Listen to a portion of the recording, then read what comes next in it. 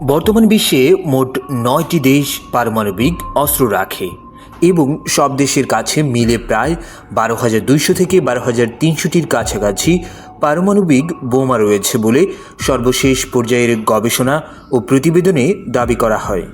এই সংখ্যাগুলো নিয়মিত পরিবর্তিত হয়, কারণ কিছু দেশ নতুন বোমা তৈরি করে, আবার কিছু দেশ সংখ্যা কমানোর চুক্তিতে অংশগ্রহণ করে। কোন কোন দেশে পারমাণবিক অস্ত্র কতগুলি আছে? বিশ্বের ৯টি পারমাণবিক অস্ত্রধারী দেশ হল রাশিয়া, যুক্তরাষ্ট্র, চীন, ফ্রান্স, যুক্তরাজ্য, ভারত, পাকিস্তান, ইসরায়েল ও উত্তর কোরিয়া। এছাড়া অন্য ১৮৭টির মতো দেশ পারমাণবিক অস্ত্র তৈরি করা বা রাখা আন্তর্জাতিক চুক্তি অনুযায়ী নিষিদ্ধ ঘোষণা করেছে। সবচেয়ে বেশি বোমা কোন দেশে আছে?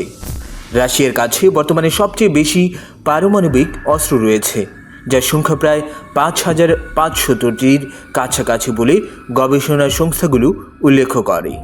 দ্বিতীয় স্থানে রয়েছে যুক্তরাষ্ট্র, যার কাছে প্রায় ৫,০০০ থেকে ৫,০৪৪টি পারমাণবিক বোমা রয়েছে বলে তথ্য দেওয়া হয়। এই দুই দেশ মিলিয়ে পৃথিবীর মোট পারমাণবিক অস্ত্রের প্রায় ৯০% নিয়ন্ত্রণ করে।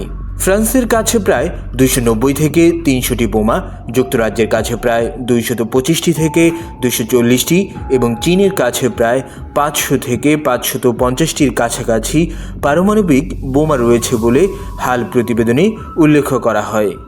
ভারতের কাছে প্রায় ১৭০ থেকে ২০০টি, পাকিস্তানের কাছে প্রায় ১৭০ থেকে ১৮০টি এবং ইসরায়েলের কাছে প্রায় ৯০ থেকে ১০০টি বোমা আছে বলে অনুমান করা হয়।